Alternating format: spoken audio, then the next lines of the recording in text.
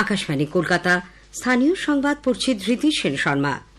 বিশেষ খবর হল, কঠোর নিরাপত্তায় রাজ্যের 5 জেলার 6টি বিধানসভা কেন্দ্রের উপনির্বাচনে ভোট গ্রহণ শুরু হয়েছে। চলবে সন্ধ্যে 6টা পর্যন্ত। 42 জন প্রার্থীর রাজনৈতিক ভাগ্য নির্ধারণ করছেন 15,22,000-এর বেশি ভোটদাতা। অবাধ ও সুষ্ঠু ভোট গ্রহণ সুনিশ্চিত করতে মোতায়েন করা হয়েছে 108 কোম্পানি কেন্দ্রীয় বাহিনী। রাজ্যে খসড়া ভোটার তালিকায় মোট ভোটদাতার সংখ্যা 7,44,92,453। পাহাড়ে সফররত মুখ্যমন্ত্রী আজ দার্জিলিংয়ের সরস মেলার উদ্বোধন করবেন। বিজেপি বেকার যুবক যুবতীদের নিয়ে একটি পোর্টাল চালু করতে চলেছে। বাংলাদেশের সঙ্গে আর্থিক লেনদেন সহ বিভিন্ন অভিযোগে ইডি মধ্যমগ্রাম থেকে এক দম্পতিকে আটক করেছে। ইন্দোরে আজ রঞ্জি ট্রফি ক্রিকেটের ম্যাচে বাংলা মধ্যপ্রদেশের মুখোমুখি হবে। আসছি বিস্তারিত খবরে। কঠোর নিরাপত্তায় রাজ্যের 5 জেলার 6টি বিধানসভা কেন্দ্রের উপনির্বাচনে ভোট গ্রহণ শুরু হয়েছে। চলবে সন্ধ্যে 6টা পর্যন্ত। কোচবিহারের সিতাই, আলিপুরদুয়ারের মাদারিহাট, পশ্চিম মেদিনীপুরের মেদিনীপুর, বাঁকুড়ার তালডাংরা এবং উত্তর 24 পরগনার নৈহাটি ও হাড়োয়া, এই 6টি আসনে প্রতিদ্বন্দ্বিতার আসরে রয়েছেন 42 জন প্রার্থী। 15,22,000-এর বেশি ভোটদাতা 1,583টি বুথে তাদের গণতান্ত্রিক অধিকার প্রয়োগ করছেন। অবাধ ও সুষ্ঠু ভোট গ্রহণ সুনিশ্চিত করতে মোতায়েন করা হয়েছে 108 কোম্পানি কেন্দ্রীয় বাহিনী এবং সমসংখ্যক কুইক রেসপন্স টিম। পাশাপাশি রয়েছে রাজ্য পুলিশের সশস্ত্র বাহিনীও। 100% বুথেই ওয়েবকাস্টিং এর ব্যবস্থা করা হয়েছে। ভোট পরিচালনায় কড়া নজরদারির জন্য প্রতিটি কেন্দ্রে রয়েছেন 3 জন করে পর্যবেক্ষক। একটি প্রতিবেদন।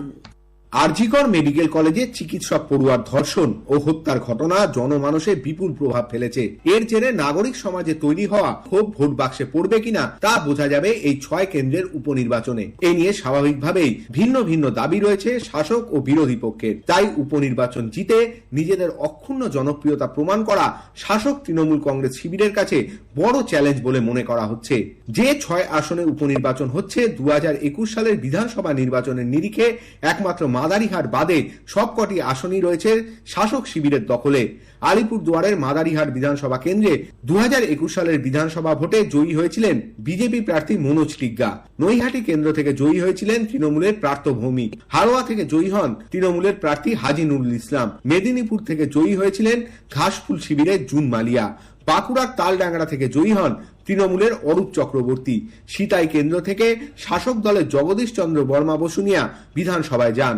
2024 সালের লোকসভা নির্বাচনে এই 6 জন বিধানসভা সদস্যই নিজের দলের হয়ে লোকসভা ভোটে জিতে সাংসদ হয়েছেন। লোকসভা নির্বাচনে জয়ী হওয়ার পর ক্যান্সার আক্রান্ত হয়ে মারা যান হাজি নুরুল ইসলাম। এবারও উপনির্বাচনে বাম কংগ্রেসের জোট হয়নি। ফলত ভোটের ময়দানে লড়াই হতে চলেছে চতুর্মুখী। 6 আসনে উপনির্বাচনে সবার আগে প্রার্থীর নাম ঘোষণা করে দিয়েছিল বিজেপি। 6টি আসনে প্রার্থী দিয়েছে কংগ্রেসও। এদিকে হাড়োয়া বিধানসভা কেন্দ্রে প্রার্থী দিয়েছে আইএসএফ। উপনির্বাচনে এই একটি মাত্র আসনেই প্রার্থী দিয়েছে তারা। এই উপনির্বাচন অত্যন্ত গুরুত্বপূর্ণ বলে মনে করছে রাজনৈতিক মহলের একাংশ।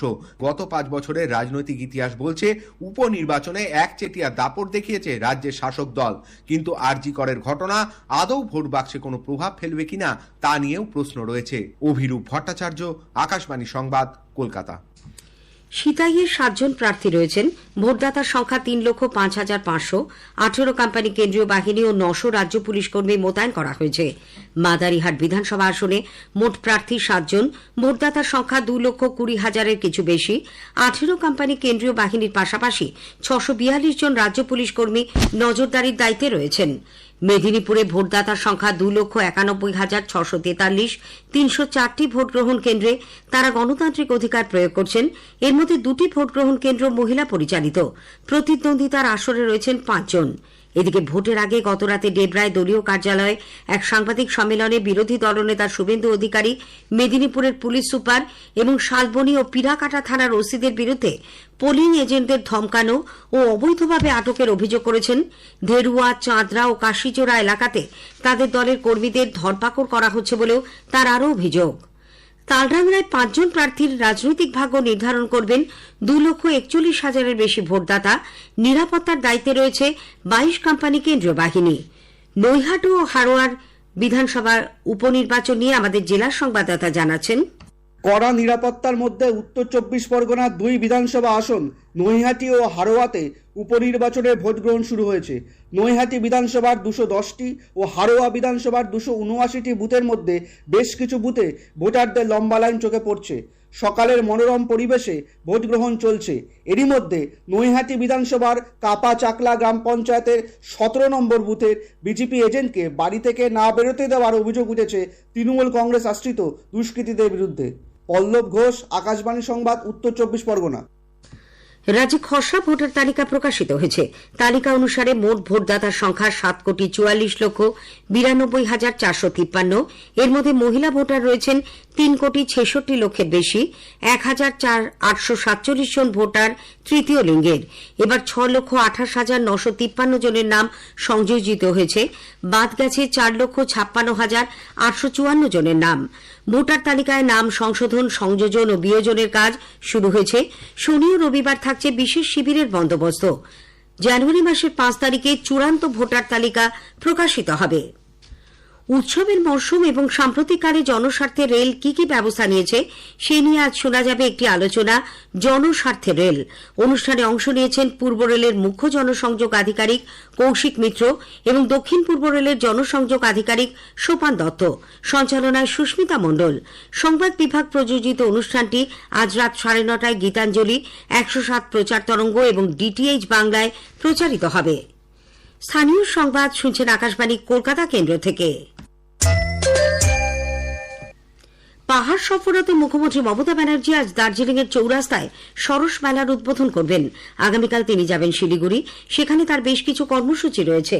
উল্লেখ্য, মুখ্যমন্ত্রী গতকাল দার্জিলিংয়ে জিটিএ সহ বিভিন্ন জনজাতি উন্নয়ন পর্ষদের প্রতিনিধিদের সঙ্গে বৈঠকের পর জানান, পাহাড়ের প্রতিভাবান তরুণ প্রজন্মের কর্মসংস্থানের জন্য রাজ্য সরকার একটি বিশেষ পোর্টাল চালু করবে। একই সঙ্গে পাহাড়ের উন্নয়নে একগুচ্ছ প্রকল্পের সূচনার কথাও জানান তিনি। ये लोगों ने मिलजुल के करेंगे तो इधर में ट्रेनिंग देके 3 महीना का ट्रेनिंग होता है। उसमें बहुत सारे लड़का लड़की अपन पैर में खड़ा हो सकता है। और इधर में ट्रेनिंग होने के बाद साथ साथ में नौकरी मिल जाता है।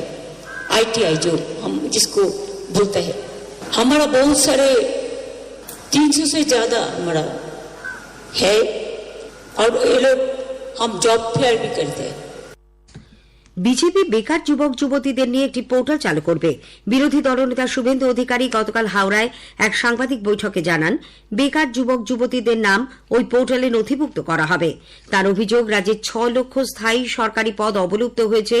রাজ্য মন্ত্রিসভার প্রতিটি বৈঠকে স্থায়ী পদ লুপ্ত করা হয়েছে। সব আমরা মিলে প্রস্তুতি নিচ্ছি। গ্রুপটি সংগঠন সহ সমস্ত যোগ্য চাকরি প্রার্থী সংগঠন ঐক্যবদ্ধভাবে জাতীয় পতাকা নিয়ে আমরা একটা পোর্টাল বের করছি। তাতে রেজিস্ট্রেশন করাবো বেকার যুবক যুবতীদের।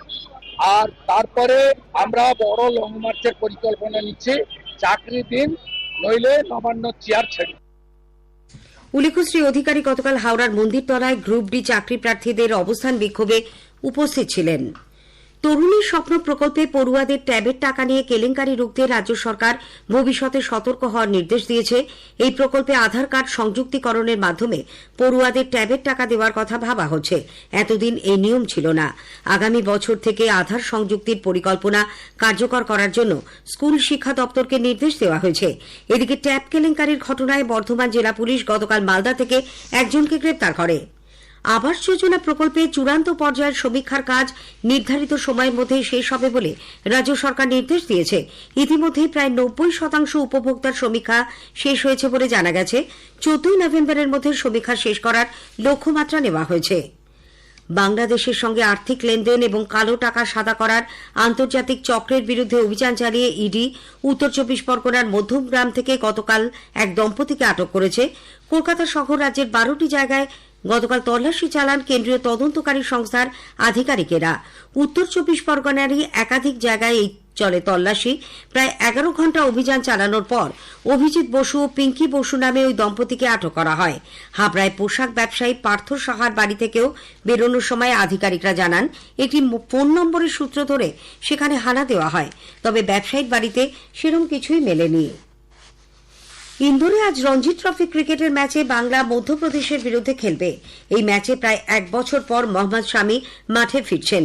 বাংলার হয়ে খেলার জন্য জাতীয় ক্রিকেট একাডেমির তরফে ছাড়পত্র পেয়েছেন এই ভারতীয় পেসার। উল্লেখ্য, গত বছর নভেম্বরে আহমেদাবাদে একদিনের বিশ্বকাপের ফাইনালের পর চোট সমস্যার জন্য আর মাঠে নামেননি শামি। চেস ইন্ডিয়া র্যাপিড ও ব্লিটস টুর্নামেন্ট আজ কলকাতার আলিপুরে ধনধান্য অডিটোরিয়ামে শুরু হচ্ছে, চলবে রবিবার পর্যন্ত। প্রথম রাউন্ডে 5 বারের বিশ্ব চ্যাম্পিয়ন ম্যাগনাস কার্লসেন রমেশবাবু প্রজ্ঞানন্দর মুখোমুখি হবেন। আসন্ন জাতীয় ফুটবল প্রতিযোগিতার সন্তোষ ট্রফির বাছাই পর্বের জন্য 22 সদস্যের বাংলা দল ঘোষণা করা হয়েছে। 9টি গ্রুপে 35টি দল যোগ্যতা অর্জন পর্বে অংশ নেবে। শেষ করার আগে স্থানীয় সংবাদের বিশেষ কিছু অংশ আরও একবার। কঠোর নিরাপত্তায় রাজ্যের 5 জেলার 6টি বিধানসভা কেন্দ্রের উপনির্বাচনে ভোট গ্রহণ শুরু হয়েছে, চলবে সন্ধ্যে 6টা পর্যন্ত। পাহাড়ে সফররত মুখ্যমন্ত্রী আজ দার্জিলিংয়ে সরস মেলার উদ্বোধন করবেন। ইন্দোরে আজ রঞ্জি ট্রফি ক্রিকেটের ম্যাচে বাংলা মধ্যপ্রদেশের মুখোমুখি হচ্ছে। স্থানীয় সংবাদ শেষ হলো।